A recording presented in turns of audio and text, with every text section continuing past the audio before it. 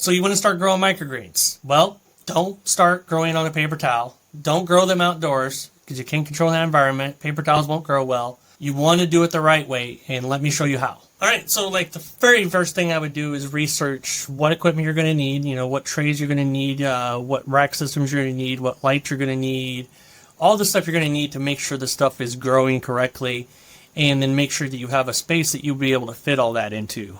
You can fit this stuff easily in a corner of a room to start with. Some people do it in closets, whatever else. So you can fit it anywhere. It's pretty easy to do, but you want to make sure you actually do the research before you buy it and make sure you got the space for when all that stuff comes in that you can put it in a space and have it ready to go. We started with old shelving racks that were out of an old Subway that closed down.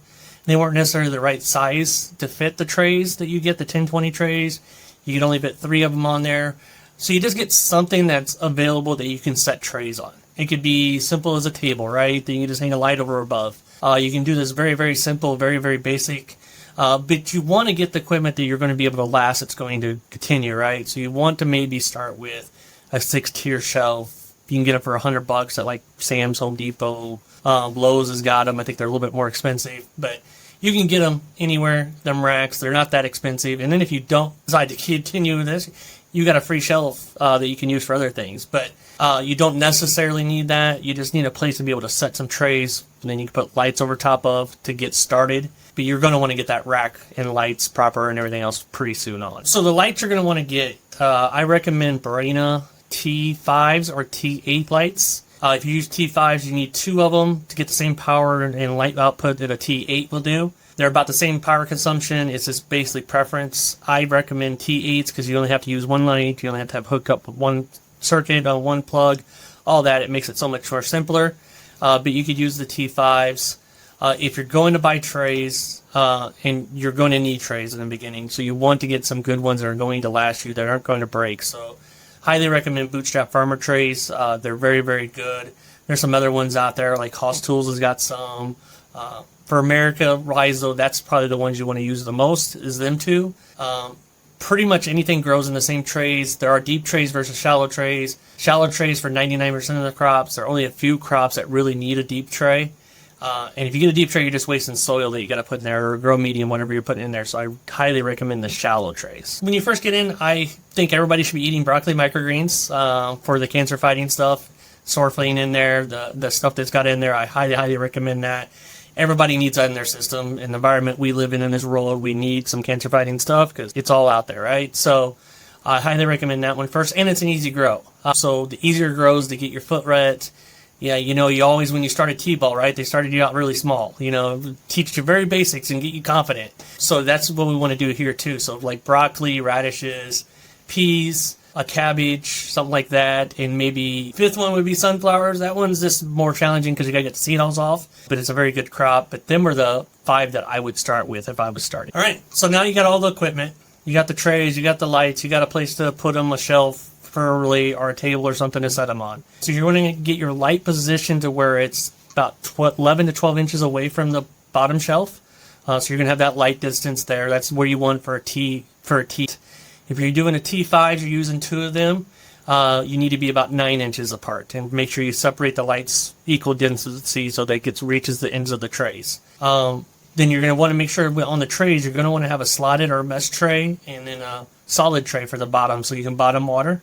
So you really need 2 trays for every crop you're growing. And then you need 1 for weight on top to germinate it. So it's a 3-ish tray setup, but if you can stack them up to like 6-8 high, so you don't need a whole bunch of just trays that are solid to put on top for weight. Then you're going to put them on there. You're going to make sure a lot of these crops are germinating 3 to 5 days, and then they're growing in a total cycle of 10 days. So it's a very fast crop turnaround for you. You get them really fast. The ones we talked about are easy grows. They don't take a ton of care. They take daily watering, but you do need they're not fickle like a beet or something like that. They are an amaranth. If you give it a little bit too much water, it dies. That's the reason why you want to start you off with the easy ones and get confidence and build you up. So you're going to run into mistakes, especially if you don't get a coach or somebody to help you along the ways, right? If you don't know a lot, you don't know. We put a shelf up against the wall, and it was in a corner of the room, right? We had no airflow there. So there was no fan blowing around there, nothing like that. It was a stagnant air. The crops were drying out and burning up on the backside and everything else. It's because that corner, when growing the crops, they create a lot of moisture and heat, right? Because they're living, breathing things. So they're going to create that in that environment. So on the backsides, we were getting a lot of dead grow. It wasn't really growing well. We were trying to water it more. It was just dying off. It wouldn't grow correctly. And it took time to figure that out, which we try to help our students not have to take that time to figure that out. So that's one big mistake we made, and we took us a few grows to figure it out. So, there was a lot of wasted crops and stuff in that aspect of it. So yeah, that was one of the biggest mistakes we made in the very beginning. All right, when you go to harvest microgreens, obviously you want to make sure you're not watering 24 hours before, because for the best shelf life and lasting, you're going to want to make sure you're harvesting crops dry. So there's no moisture in the canopy, it's no wetness or anything like that. So you want to make sure that's completely dry. Then you want to use a clean knife to cut these with, clean, sharp knife. I do not recommend scissors, because scissors do damage as they cut. Cut a piece of paper, you can kind of see the edges and stuff like that. And it's just not the cleanest process. So good, sharp, clean knife to harvest them. If you're going to keep them for yourself, you want to put them in a nice air-sealed container. You can do it in a Tupperware container, something like that. Put it in your fridge. If you're selling them, obviously you want to put them in a clamshell that's airtight, so no moisture gets in there, no humidity or nothing like that gets in there, because that will deteriorate them fast.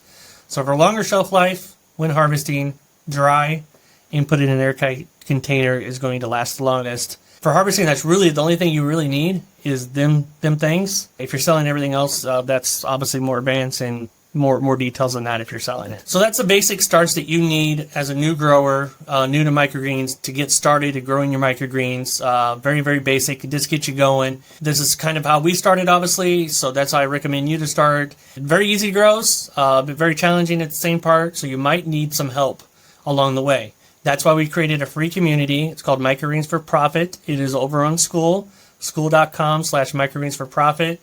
Completely free group. And when we even do a free call if you want on that for 20 minutes and get you started the right way.